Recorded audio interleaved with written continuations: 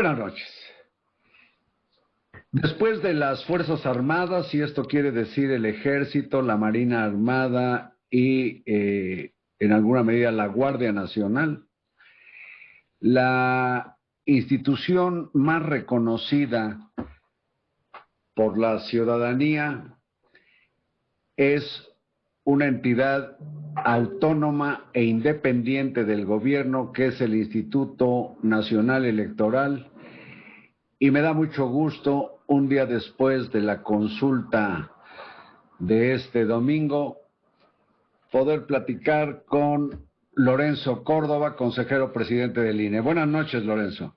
Hola, Carlos, qué gusto de estar contigo. Mil gracias por el espacio. Te mando un abrazo muy afectuoso. También yo a ti. Además, hoy es un día efemérico, pero dejémoslo en el misterio. El día más trascendental del año no fue ayer, sino es hoy. Y por cierto, muchas felicidades, dejándolo siempre en el misterio. No sé por qué, yo te iba a felicitar a ti, porque parece ser que el ejercicio con lo que yo considero, no lo estás diciendo tú, una pregunta insensata y en una gran medida idiota, lo dije yo, parece que para el INE fue un trompo a la uña la consulta, y habiendo sido tú y otros consejeros, como el inteligente Ciro Murayama, descalificados como antidemócratas, pues todo mundo, comenzando por el presidente de la República, asimilan lo que ocurrió ayer como un ejercicio plenamente democrático e intachable. Entonces, pues la felicitación que tú me das, yo te la reviro. Muchas gracias, Carlos. Y sí, en efecto, yo creo que hay que celebrar el hecho de que ayer, más allá de la pregunta que formuló la Suprema Corte de Justicia, pues es un ejercicio muy exitoso, porque es la primera consulta popular que se realiza en nuestro país, un ejercicio que en otros contextos han sido un mecanismo para resolver grandes dilemas trascendentales en la vida política de otras sociedades.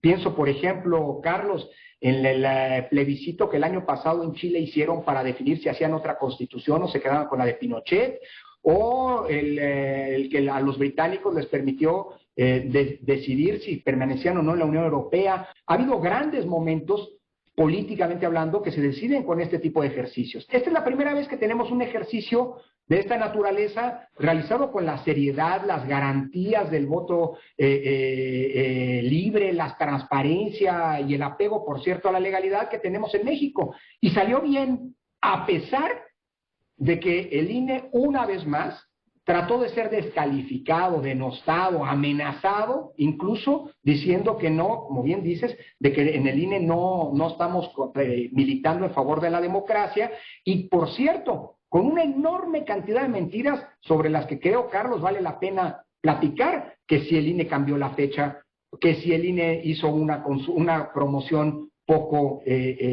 activa y muy acotada, que si el INE puso pocas mesas de votación, que si el INE engañó a la ciudadanía. En fin, hubo muchas mentiras, y afortunadamente, a pesar de todas esas mentiras, el INE, creo, de la mano de la ciudadanía, salió, digamos, exitoso, digamos. Yo creo, Lorenzo, que a propósito de las mentiras, una serie de patrañas que se han estado diciendo sobre el INE, en tu conferencia del mediodía del domingo, fuiste muy puntual. Yo hasta dije, caray, eso es hombre, no lo que hay en mi casa, porque fuiste didáctico y muy claro y preciso y conciso y macizo en decir, pues hacemos tal cosa porque eso resolvió el Congreso, hacemos tal cosa porque esto resolvió la Corte, hacemos tal cosa. El INE no interfirió en nada para manipular el sí o no a la pregunta que, resumo,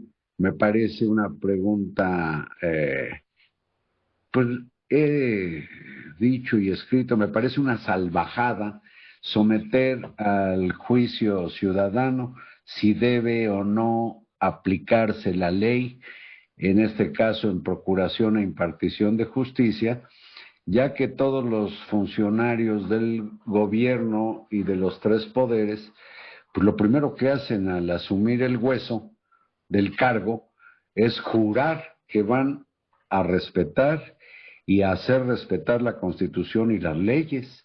Entonces, a partir de ahí yo digo, qué chistosa pregunta, no tiene sentido. Pero dime, 3 o 4 principales mentiras que creas que más bien, pervirtieron la percepción sobre la actuación del INE. Mira, yo te diría que intentaron pervertir. Yo creo que el INE salió bien librado y como pasó el 6 de junio, hay dos ganadores, la ciudadanía y su autoridad electoral. Telegráficamente, Carlos. Primero, se dijo que el INE decidió mover la fecha de la consulta y hacer el primer domingo de agosto y no cuando tuvimos las elecciones. Falso. Quien decidió eso fue el Congreso de la Unión al modificar la Constitución en diciembre de 2019 y separar ambas fechas. Segunda mentira. Se dijo que el INE quería poner que puso solo 57,000 casillas y no las 160,000 que instalamos para la elección. Bueno, el INE quiso instalar más, Carlos. Originalmente planteamos instalar 104,000, es decir, una en cada uno de los lugares donde había conjuntos de casillas el 6 de junio. Eso tenía un costo. La Cámara de Diputados no nos dio ni un solo peso y por lo tanto la Secretaría de Hacienda nos pidió que hiciéramos un ejercicio más económico. Hicimos una segunda propuesta, instalar 91,000 casillas que iban a tener un costo de 890 millones de pesos dicho ejercicio. En un oficio la Secretaría de Hacienda nos dijo que el gobierno federal tenía otras prioridades de gasto y que hiciéramos la consulta con lo que teníamos. Un presupuesto, por cierto, recortado. Gracias a las buenas prácticas, en el INE hacemos todos los contratos, los hacemos con licitaciones, entonces eso nos dio buenos resultados, algunas economías, en fin, cancelamos algunos proyectos y pudimos instalar 57,000 mesas. Por cierto, 57 veces más de las de ejercicios previos como las de la sedicente consulta sobre el aeropuerto.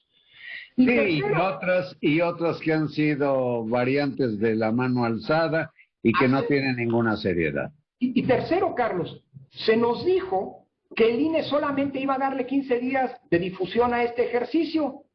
Lo dijo Mario Delgado. Yo le hablé a Mario Delgado y le dije, oye Mario, pero te estás equivocando, el INE no decidió eso, lo decidiste tú y los demás diputados de las mayorías y senadores de la mayoría, cuando el año pasado, en noviembre, para poder permitir que hubiera propaganda gubernamental, redujeron el periodo de difusión de la consulta solamente a partir del 15 de julio y hasta el 1 de agosto. Es decir, pues el Congreso para la mayoría fue más importante que hubiera propaganda gubernamental que no difusión de la consulta. ¿Qué te quiero decir, Carlos? Que todas estas fueron mentiras, falacias, como también por ejemplo, que no hubo casillas alternas para quienes estuvieran en tránsito. A eso iba, Carlos, justamente. Las llamadas casillas especiales, que son para que los electores que por alguna circunstancia no están en su sección electoral puedan votar, pues no se instalaron en esta elección por dos razones. Primera, porque no está claro que la ley para las consultas populares las establezca. Y segundo, porque esas casillas cuestan más. Tienes que estar dotadas de computadoras, con todo el listado nominal de todo el país, etcétera. Así que dijimos, esa es la razón. Claro, y no las instalamos y lo avisamos desde tiempo atrás. Todo el mundo pudo haber sabido que no tenía estas si se metía a la página del INE o se informaba adecuadamente. Y déjame decir algo, Carlos, si había gente que tenía cosas más importantes que hacer el día de ayer que ir a votar, pues bueno, ese no es problema del INE. Yo sí voté, Carlos. Yo no me fui de mi sección y fui a votar porque me parecía importante hacerlo. Bueno, tú porque presides el INE. Yo puedo demostrar que no, porque me pareció un ejercicio verdaderamente absurdo y dije, pues no voy a gastar las suelas de mi zapato yendo a quién sabe dónde a responder una obviedad. Pero lo importante, Carlos, si me permites, es que se haya realizado este ejercicio. Sí, eso ya...